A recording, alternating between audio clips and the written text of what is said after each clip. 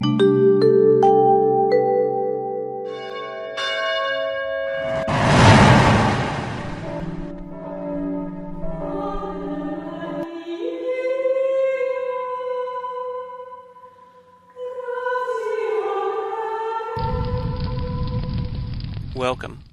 I'm Sebastian Mahfood, and you're listening to WCAT Radio, the on-air wing of En route Books and Media, bringing you the dulcet sounds of Catholic wisdom. Good morning. Welcome to the Open Door. Jim Hannig here. Matthew Bartko, our co-host, can't be with us today.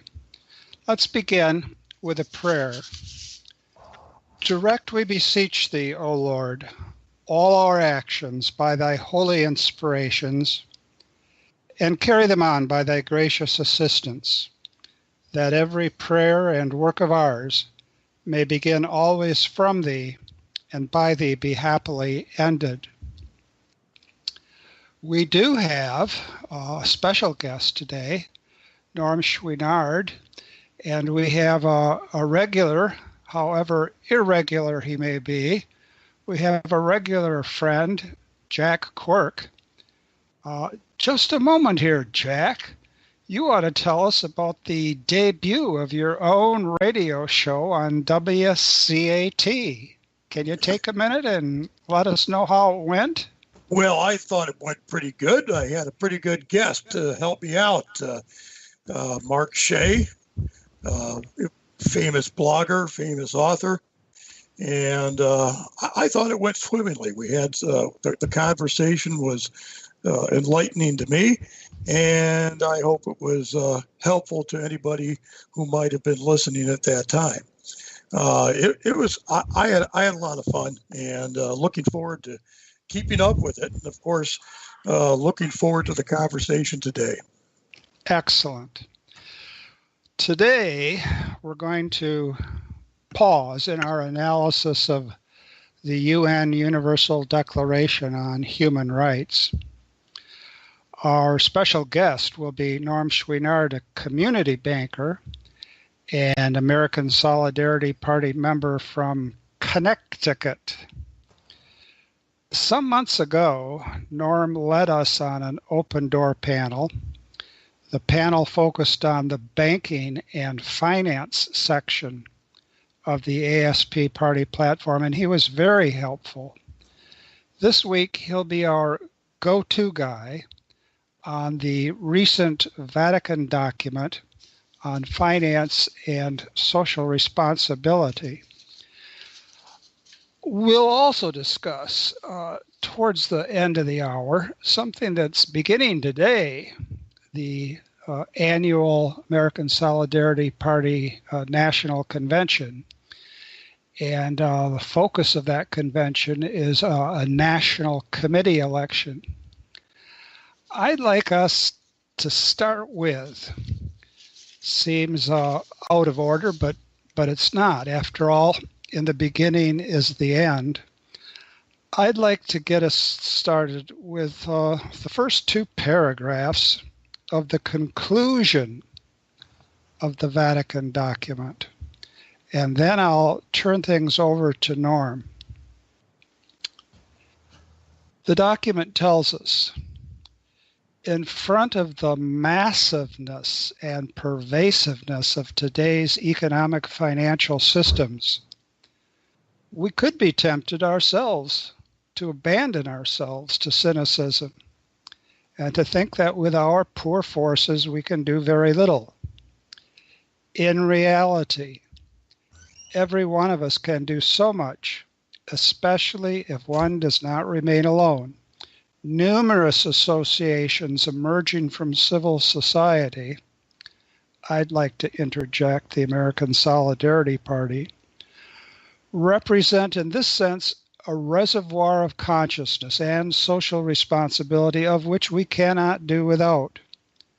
Today, as never before, we are all called as sentinels to watch over genuine life and to make ourselves catalysts of a new social behavior, shaping our actions to the search for the common good and establishing it on the sound principles of solidarity and subsidiarity.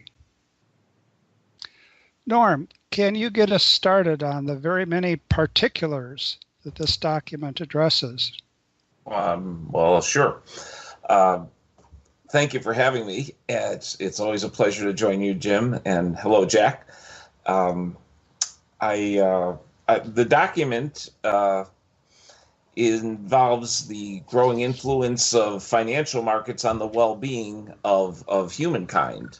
And it's something that, would not have, a document like this would not have made sense perhaps as late as 1990. But since then, the financial markets have come to really be a part of how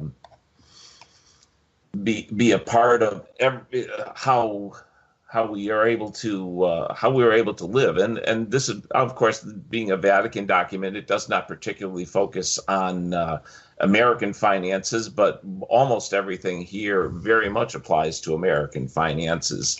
One of the things I thought we would, perhaps a good place to start would be the notion of from section 14, the notion of what is called, sorry, I have to move my page here. Used to be called a near occasion of sin. Near occasion of sin, yes, that's exactly right. Proximate, you know what, I am on the wrong page, here we go. Proximate immoralities, and I think it's good that Jack is here, because I think we're going to be talking a lot of that macroeconomics perhaps in this discussion, but this really can turn to all sorts of economics, all the way down to individual transactions. I think that the two of you had an interesting discussion last week with Matthew concerning certain aspects of this on an individual level. So I'll start backwards and take a macroeconomics general subject and turn it into what might be proximate immoralities. And for example, or you had discussions last week about sugar, about a variety of other things that can be regulated that the government could be doing more of, or how the government can show concern whether or not it's one of the things the government doesn't do very well is it knows when there's a proximate immorality, but it tends to yield a very broad hand, and it doesn't know it doesn't really know how to express caution. It knows how to say no, and it knows how to say yes, but it doesn't know how to say, be cautious about this.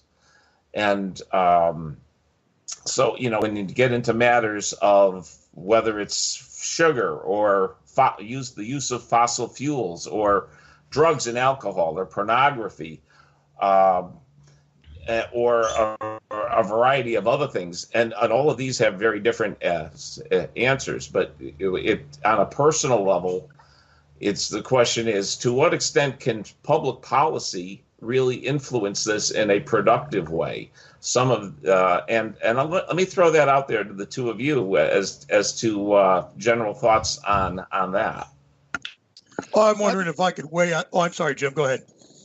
Just a quick interjection, Jack, and then you're more than encouraged. When Norm says there are things that government can do, as in say stop, but things that government can't do so very well, as in give us cautions, I couldn't help but be struck by, and this is the second paragraph of section 5 in this document, by something that was so realistic. The document says, although there have been many positive efforts at various levels, which should be recognized and appreciated, there does not seem to be any inclination to rethink the obsolete criteria that continue to govern the world. Over the decades in papal documents, there have been lines that say much the same as this. We really need to think things through freshly, and we really need to act. Well, Norm is inviting us to consider particulars in which we need to think things through clearly and with a fresh sense and to act. Jack, go ahead. Well, I think it's those particulars that are actually critical. I don't know to what extent you've been afflicted with my disease of law. I know that, and I think what it boils down to is that there's a comparison to be made between what you would call a continental or civil law system and the Anglo-American common law system. And the common law system is more judge-made, to make a long story short. And when we talk about political solutions, people are always looking towards legislation, regulation. And that certainly has its place. We definitely need to do that. But what is, I think, even more critical is that in looking to particular situations, particular controversies can come up. I think it was Justice Holmes who said that the civil law system can justify itself better in terms of theory, but that the common law system actually works out better in concrete situations. And I think that is what we have in our American legal tradition, except for Louisiana, that we have the ability to actually make effective law that grows out of particulars. And as we move into these new situations, and because they are new, we are really unable to predict all of the ramifications that come up, although we seem helpless when we even when we see some of these things because of the fact we're thinking, okay, what's the remedy? Well, we think of it in terms of some type of macro solution, which is hard to think up, and we just don't know all of the answers. We forget that the law that we have now came out of experience, and I think a common law approach is something that we're going to have to be looking at in terms of dealing with these problems as they arise in the future.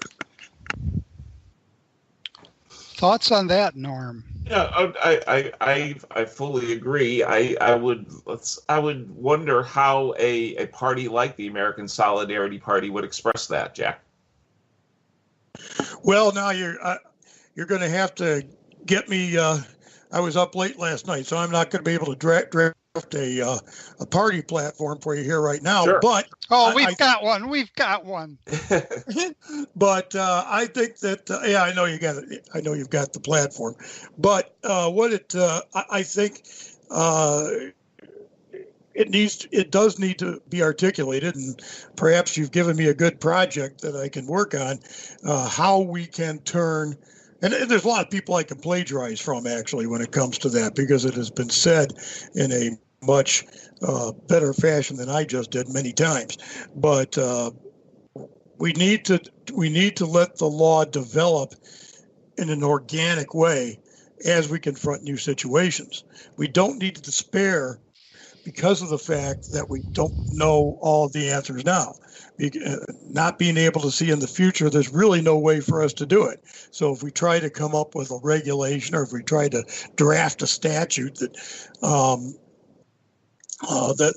that will meet all situations, we're just not going to be able to accomplish that. But we can remind ourselves of the type of legal tradition in which we live, and bring these cases before the courts as they arise.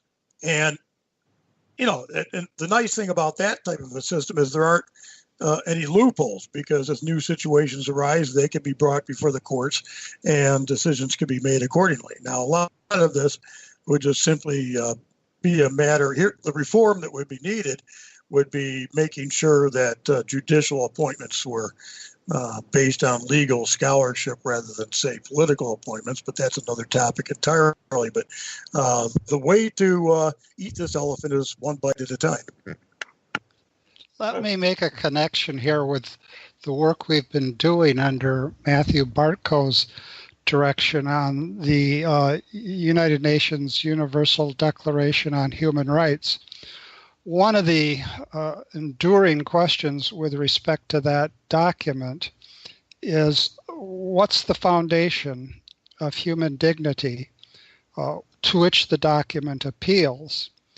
And now Jack has us speaking of common law and the importance of common law precedents. In the third paragraph, first sentence, third paragraph of this document, first sentence, very important claim is made. The church pursues this aim. Well, the aim is authentic human development. Pursues this aim with the certainty that in every culture there are multiple areas of ethical agreement that express a common moral wisdom and form the objective order upon which the dignity of the person is founded. Now, that's a very striking claim. In every culture, there are multiple areas of ethical agreement that express a common moral wisdom and form the objective order upon which the dignity of the person is founded. There is here a kind of sense of, from many cultures, one common moral wisdom. And, well, does that lead us to a kind of shifting relativism? Document says, and form the objective order upon which the dignity of the person is founded. Now, pervasive in the document is an appeal to our being made in the image and likeness of God, and God being the source of all goodness. So when we talk about the objective order upon which the dignity of the person is founded, it's not as if the document is telling us, you can do all of this in a purely secular spirit. It's not making that claim at all. But it is saying the Holy Spirit is with us enough across cultures so that there is, to borrow a probably not so illuminating term, a common core. There is a common core.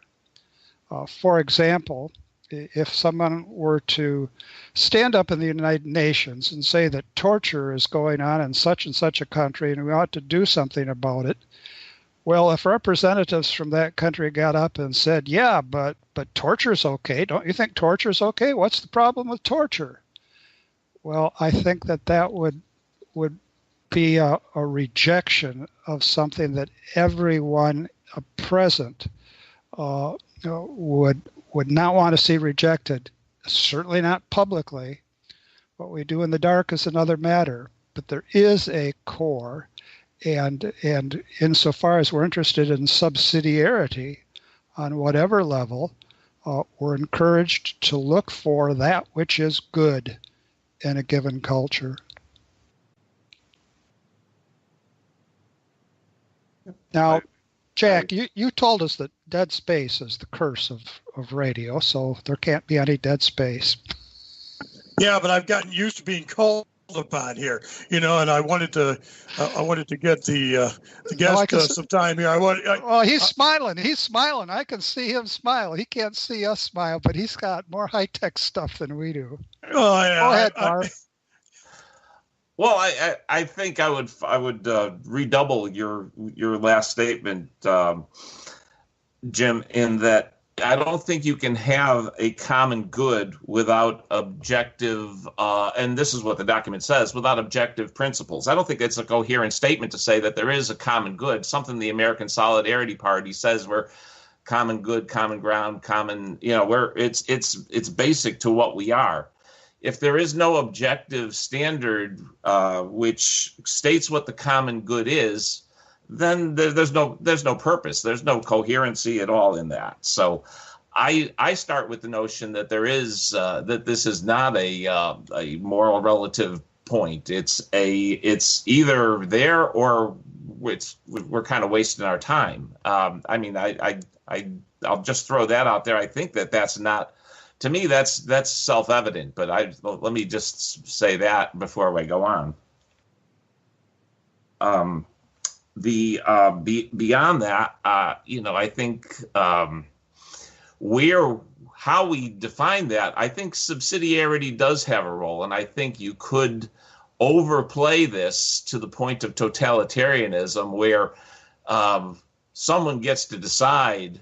I get to decide. Okay, here's the common good. Well, if it's coming from, I mean, I think this is how it has to be differentiated. And here I realize, forgive me, I'm kind of speaking to, well, I don't know, Catholic nerds, I mean, in this audience, but if I was speaking to the Rotary, which is how I always try to recenter myself as to how I would speak outside of this audience and try to say the same thing. I would tell them, that we don't want to give every possible answer to every possible question on what the objective good is. There is no, but we our principles, which may, our principles really wouldn't vary. The application of those principles may vary a little bit from community to community and from parts of the world to parts of the world, but the principles don't really change. Having said that, if it's okay, I'd like to move on to the next point. Yes. Okay, good. Well, let's continue this thought on a more macro level. I think there's a lot of proximate inequalities that we can discuss. I'd like to talk about that an article I read recently in the New York Times that basically said, speaking of the present and soon demise of and closures of many Barnes and Noble stores, about how we need to protect Barnes and Noble. And I thought it was ironic because what Amazon is doing to Barnes and Noble now is what Barnes and Noble did to countless bookstores a generation ago. And thoughts, and I'll take both of your thoughts on how this fits into the proximate immoralities question. Jack. Well, I'm not sure. There's a tension here, I think, and that is that we, on the one hand, can't just try and stand in the way of organic technological development and the different ways in which people organize themselves economically. We've definitely seen the demise of, just down the street from here, where there's a shopping mall that I don't think is going to make it because of this very problem, Amazon causing the demise of such places as Borders, Barnes and Noble. And yet, at the same time, we notice that we lose something. We lose when you've got a bookstore that's got that type of a format. We lose public spaces. For example, if you've got a bookstore that's got a coffee shop attached to it and so forth, if that can't make it economically, we lose something that is at least of value to some people. Certainly me, I enjoy that sort of thing. But then again, turning it back around, I don't know that I can project my own subjective wishes onto the economy if there's not a market for that as a whole. So I don't know that any particular economic mode or expression is something that we call a good in itself.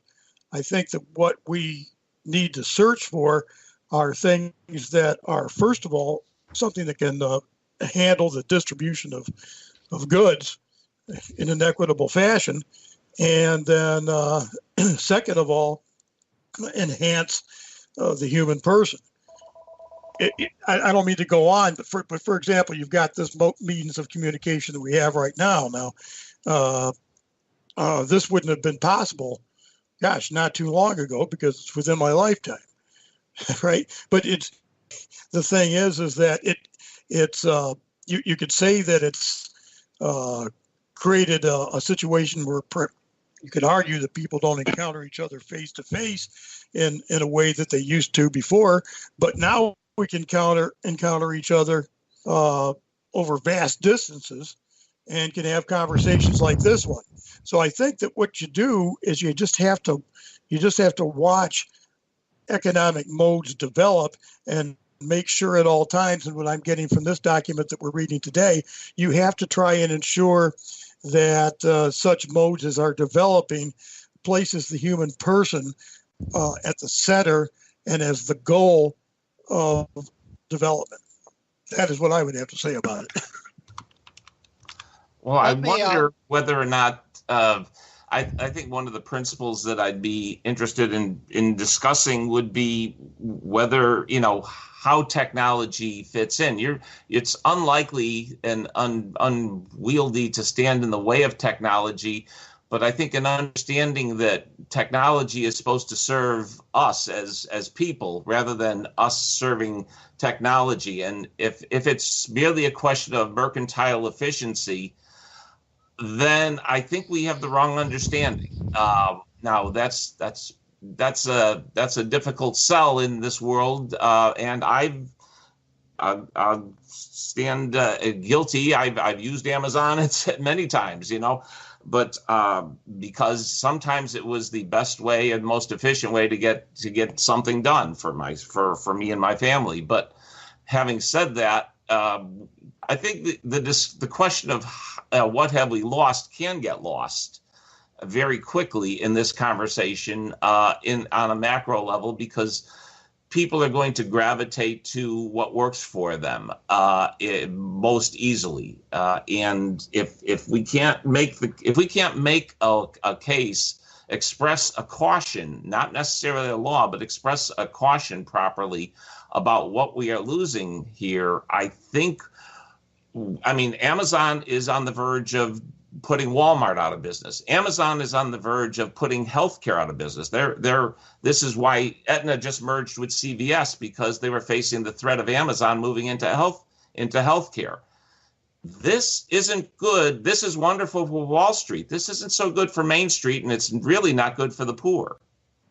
But from a position of public policy, it's very hard. It really, to me, calls back to common law in your original point, and how we can get to a way that we can express this type of caution and litigate this type of caution in a way that does not, in a way that is not so broad that it stops the types of technology that can do exactly what you're discussing now and can benefit all of us.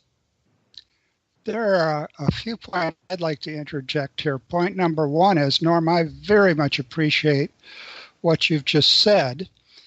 And to be more particular, your example, and Jack jumped in on that example, of company A absorbing company B, absorbing company C, and then being itself absorbed by company Z, not C, company Z, in this case Amazon, calls to mind a phrase that was used in the document, financial cannibalism.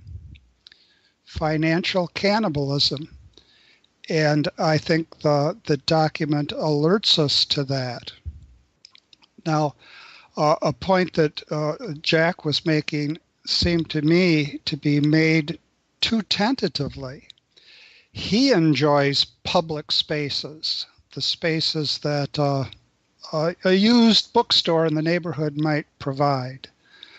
But there was this hint, I think, that, well, that could be just his enjoyment and not other people's enjoyments. Great cities throughout the world have in part been great because they provide a wide range of public spaces. We need only think of public parks. We need only think of all the places in Europe where you can sit down in front of a little bistro, a little trattoria, and you can be there on the street talking to other people. One of the ways that we can achieve a redistribution of social capital while we're waiting for a better distribution of economic capital is to have richer public spaces.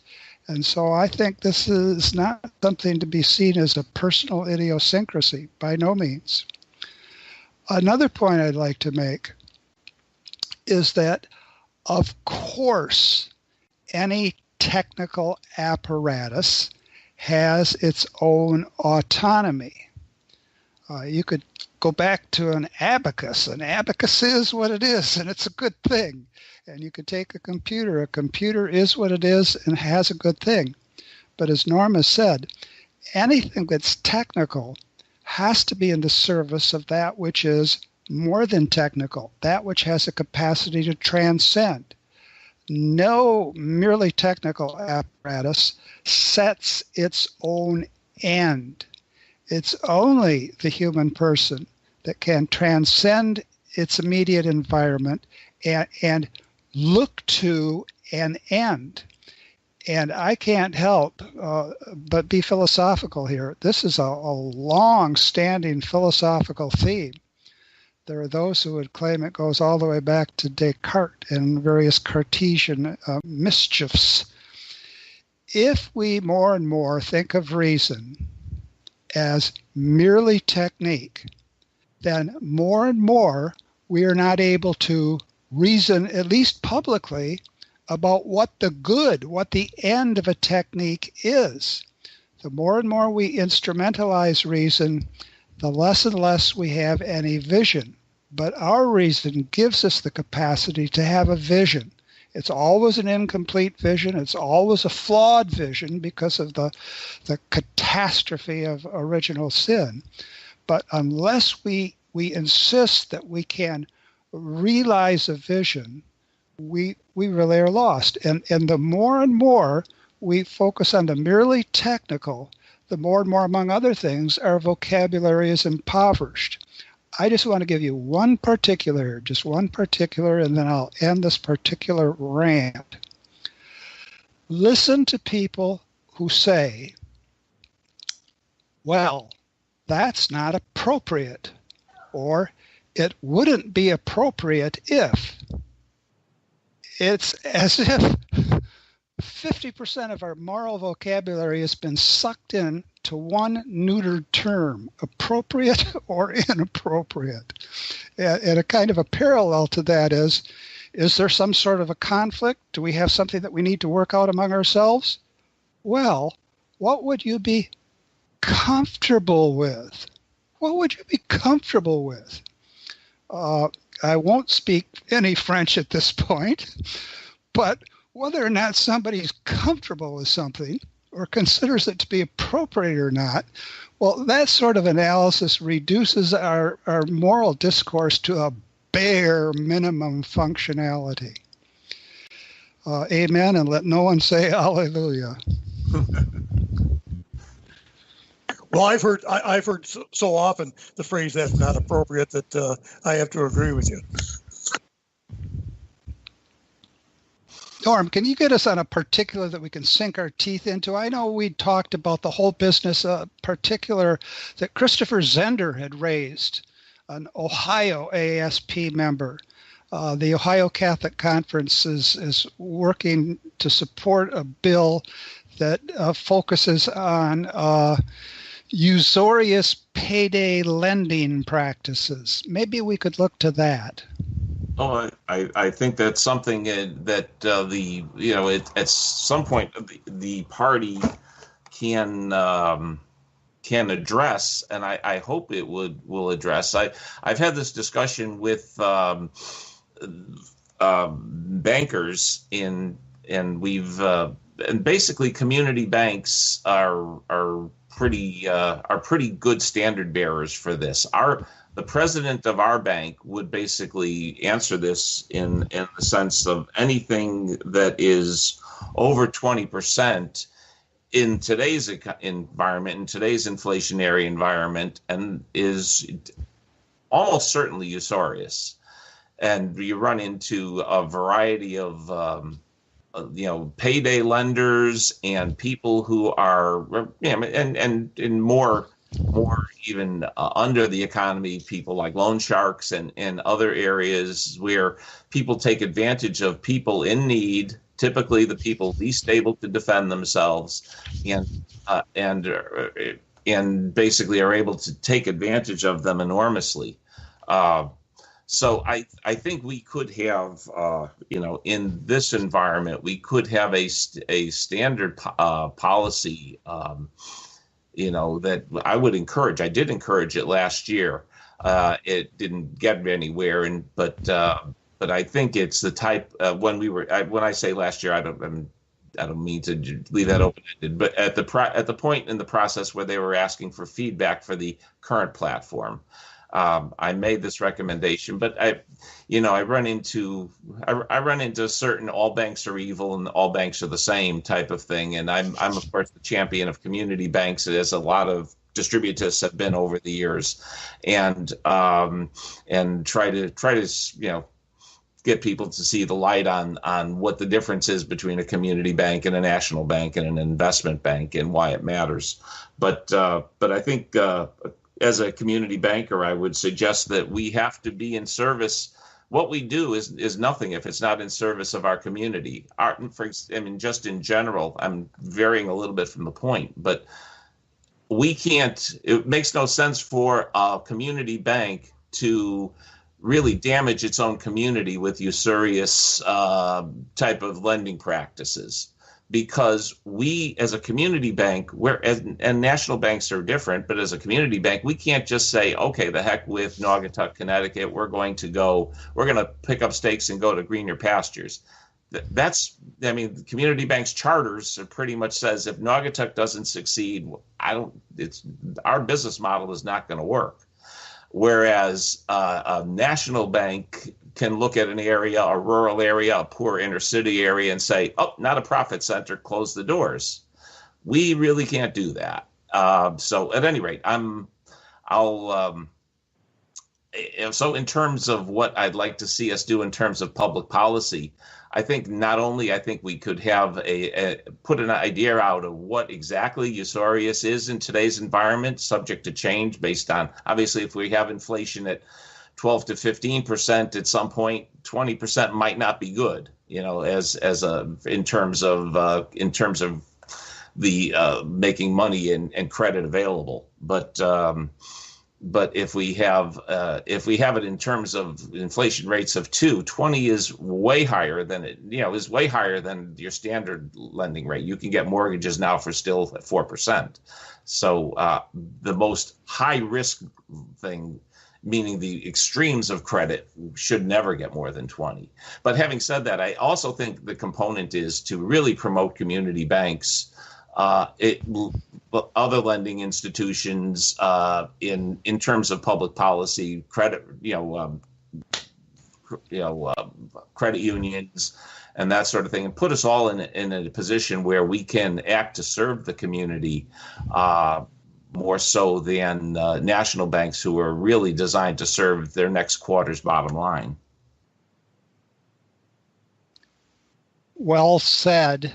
I know you're interested in another dimension of the document that I think connects, but it's going to connect somewhat indirectly with what you've just pointed to. What happens to our very sense of work what do we make of our labor if more and more the labor that we do and that the ordinary person does is overshadowed by financial reworking and financial advancement schemes that dwarf what we might call the real economy. You mentioned that the document that we're looking at might not have made a lot of sense in 1990. If we look at number 15, the second paragraph in this document, we find this. What was sadly predicted a century ago has now come true. Capital annuity can trap and supplant the income from work, which is often confined to the margins of the principal interests of the economic system. Consequently, work itself, together with its dignity, is increasingly at risk of losing its value as a good for the human person and becoming merely a means of exchange within asymmetrical social relations. I think of John Paul II's encyclical Laborem et Exercens, and again he used work with the analogy of somebody with his own workshop. And I thought, yes, but who has his own workshop? And I think he was arguing that when we work, we ought to be able to see something of the results of our work and have some control over the results of our work and have some ability to choose our work. And now it seems to me this document is saying, in fact, the economy laughs at all of that. What do you make of it?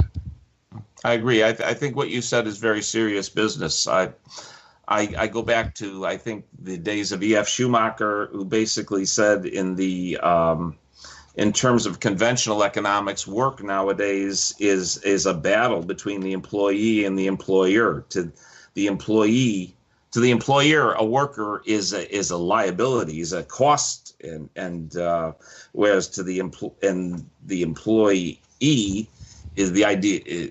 The idea is to you get to the point where employers try to have as few workers working as little as possible, and employees trying to work as little as possible and make as much money as possible. And we've lost the entire dimension of what the point of work is. I interviewed Joe Pierce last year for an ASP Connecticut. By the way, I have to send my greetings to all my ASP Connecticut people who are tuning in, and also asking them, why are you tuning in and not on the streets promoting a party? But at any rate, and Joe Pierce basically lays out labor's threefold purpose, if I can. Yes, please. It gives the individuals the opportunity to utilize and develop their faculties. It enables them to overcome their selfishness by joining others in a common task, and it brings forth goods and services needed for a becoming existence. Beyond that, the Second Vatican II understanding of labor, it offers four distinct areas: self-improvement through the development of human personality by exercising the qualities and potentialities, the ability to help our fellow citizens through their social dimension of labor.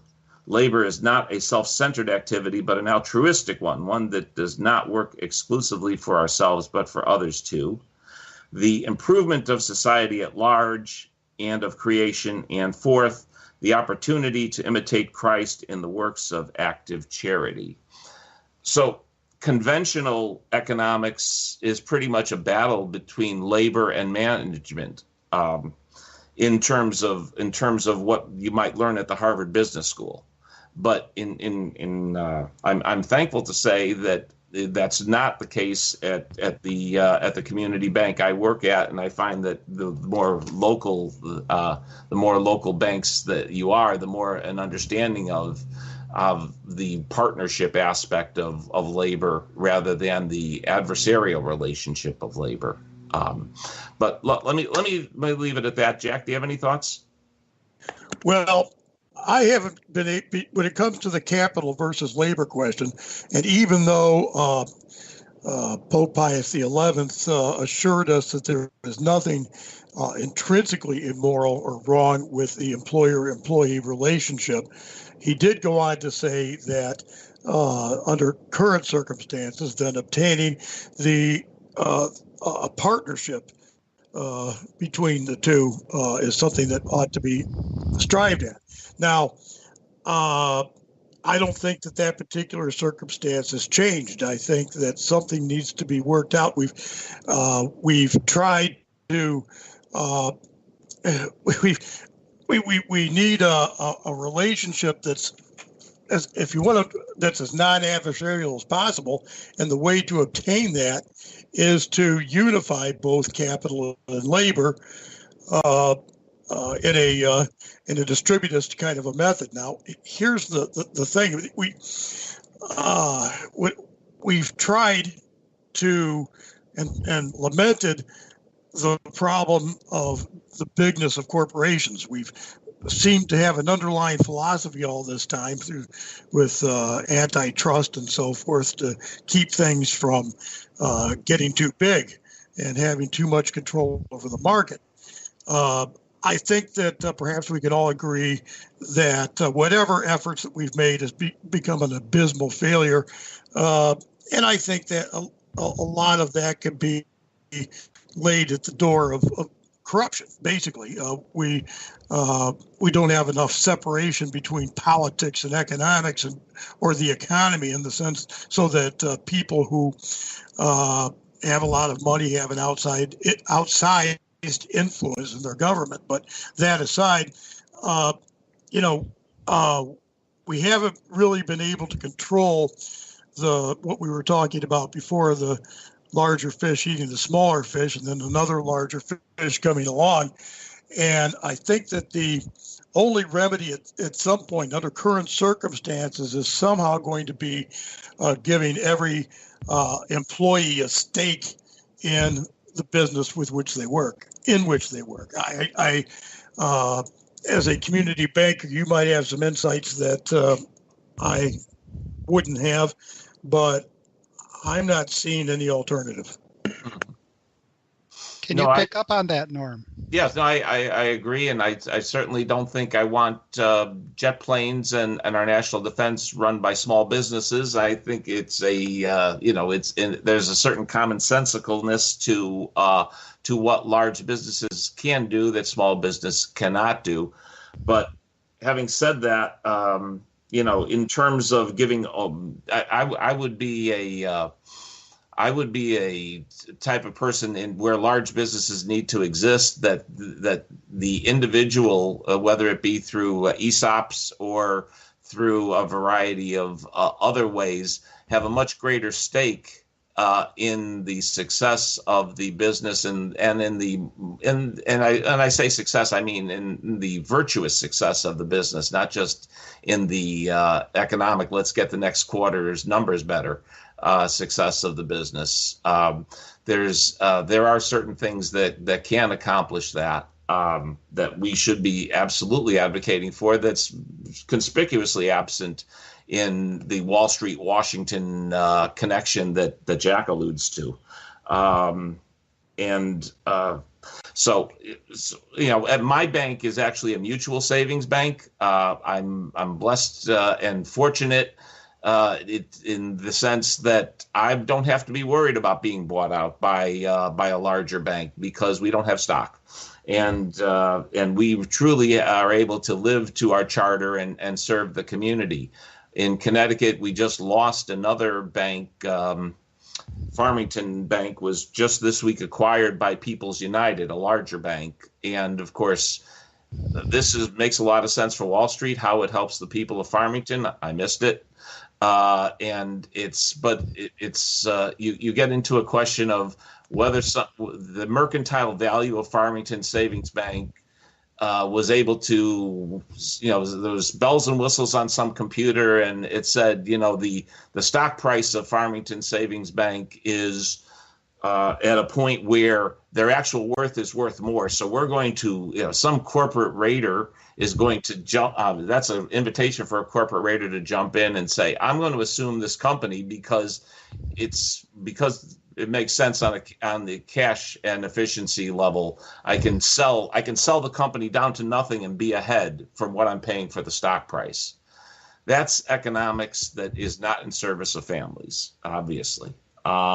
It's not in service of the community, and it's that sort of economic activity that we really need to be more. We really need to protect the interests of people rather than of the efficiency of the market as being the sole driving force. Norm, you have spoken eloquently on this. I'd like to keep going and ask you questions like, how can we have more community banks? But I'm a clock watcher, and young Jack Quirk, even on his debut show, said, gosh, I got to pay more attention to the clock. And we're looking at 9 minutes, and I'd like to take maybe 7 of those 9 minutes to do a shift. How can things change? Well, one way that things can change is through the American Solidarity Party. And what about this convention that started this morning, the American Solidarity Party? And what about the furor and frenzy of finding a new roster for our national committee?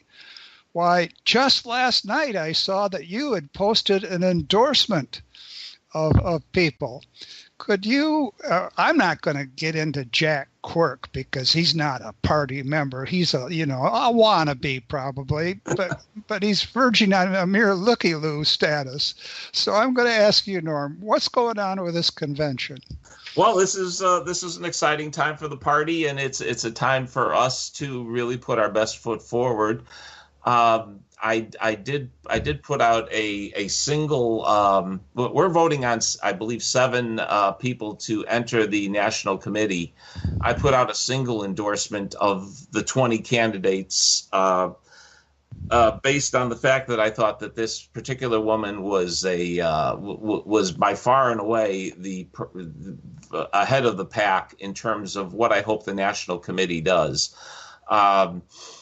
So the national committee, I think, is something that needs to be less ideological and more philosophical in terms of being able to welcome people of a variety of political solutions to the party, as long as they stick with our core principles, our 4 core principles of the sanctity of human life, the necessity of social justice, the conservation of the environment, and the promotion of a more peaceful world. If you can get behind those 4 items and rationally say that this is how you're going to decide, these are the principles that we're going to decide on public policy, I think we're all winners if we can make those. I mean, then there's going to be a variety of solutions, including opposing solutions.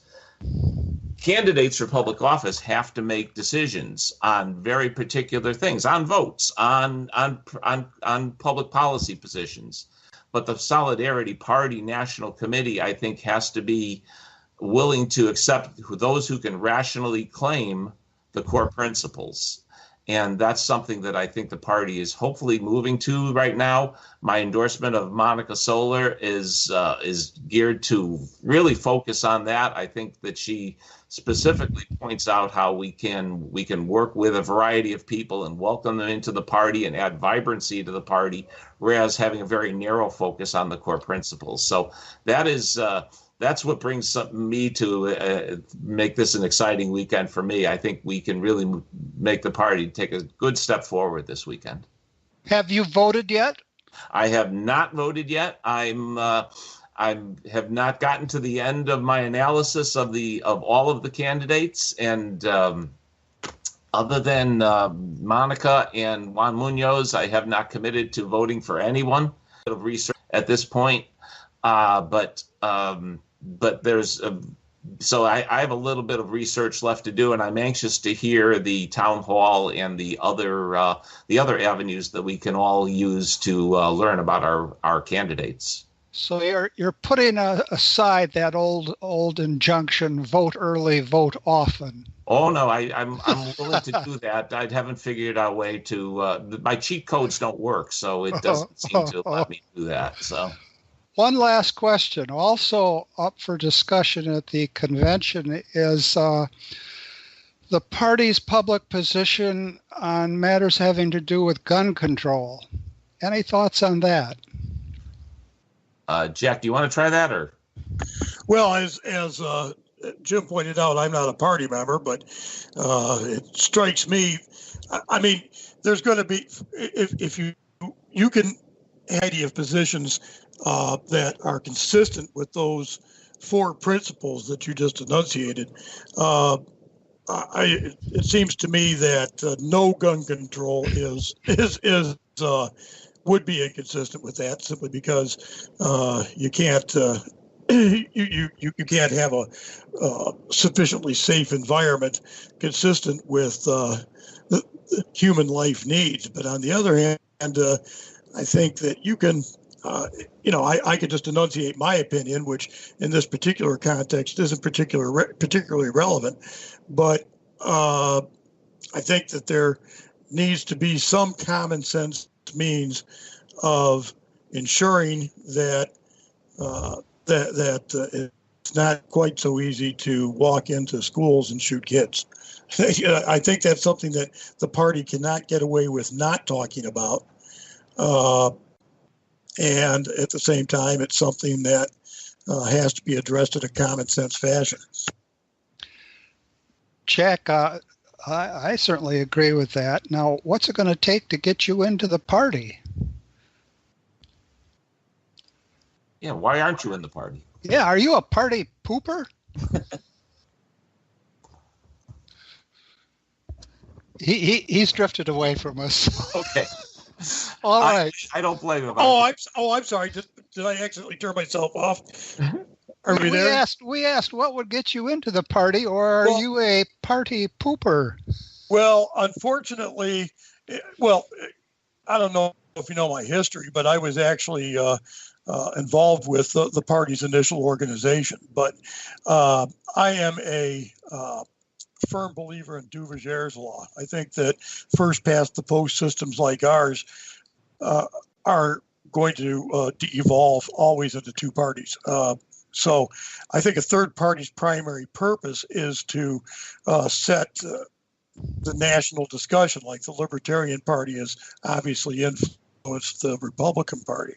I don't know which party, since it contains elements of both, I don't know which party the ASP will ultimately influence. I think it could do a lot of good, but see, I couldn't pledge myself to vote in a general election and I also think that the Republican Party is a particularly dangerous force in the world right now. I agree with Noam Chomsky, and I think the first order of business is to get them out of power and get them to reform, and then maybe you guys will jump in there and take over that party, and then I'll join you. Well. For now, we're just going to have to tentatively dismiss you as a meliorist and an assimilationist, but it's only going to be a tentative dismissal. I've been called. Now worse. We have to, yes. Jack. We have that in the to, nicest Jack, possible way. We have the joy of ending with a prayer as we began with a prayer. And I'm going to draw from the conclusion again.